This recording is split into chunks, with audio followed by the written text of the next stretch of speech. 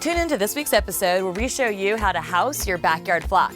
And we're going to give you a virtual tour of some real-life Clucker condos.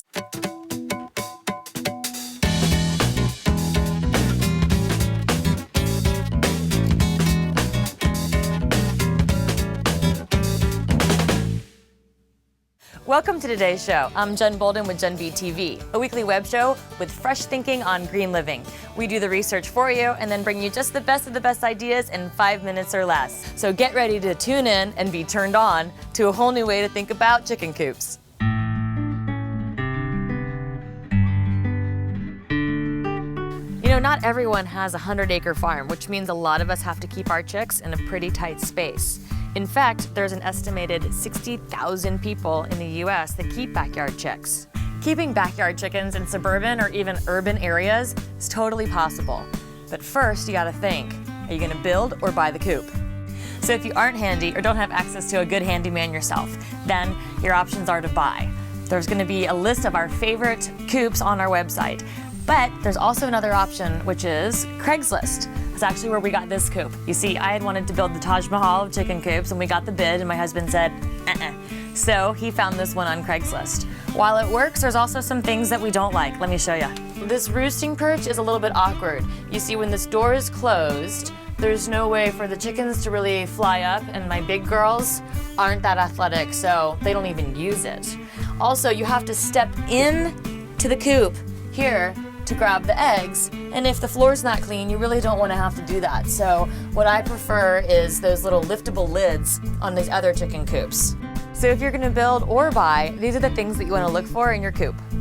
First, the nesting boxes. Like we just discussed, they need to be about 18 inches off the ground and have at least one for every 4 hens.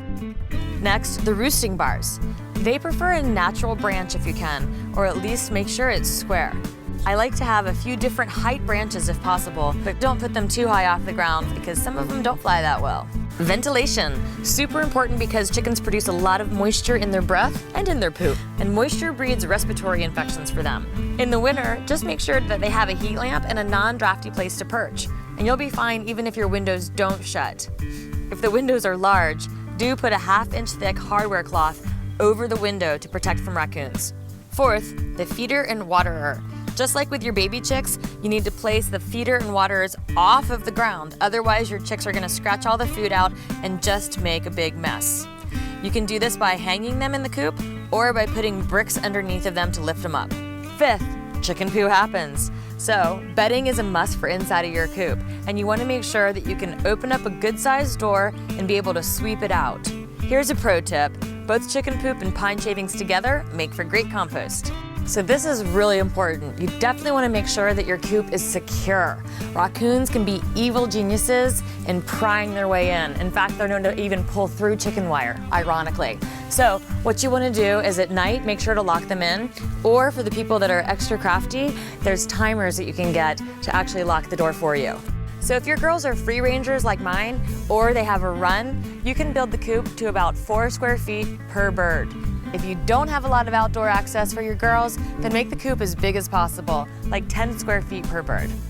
Now we mentioned a run. That basically is a secure area that's usually attached to your hen house so that the chickens can go out for some fresh air, for some scratching, and then back in at night. This really helps in areas where you've got predators and raptors above that are gonna swoop in and maybe try to grab one of your birds.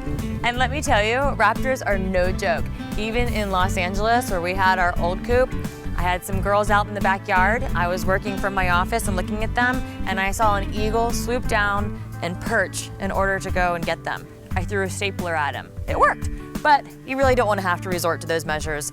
So when it comes time to build or buy your coop, go to JenBTV.com, and there we've listed all of our favorite coops to buy, and we've also provided links to videos and blueprints of some really cool ones to build. And remember, consumer choice is driving change. Even keeping backyard chickens makes a difference. Now, if you're ready to build your coop, or you know someone that is, make sure to tell your friends by using this little button here. And don't forget, go to JenBTV.com to leave your comments, questions, even show us some pictures of your coop. We'd love to see them. So thanks for caring and thanks for sharing. And we'll see you next week. So if you ain't handy, so when it comes time to buy or build your website, go I always build websites, not Coops. I'm sorry.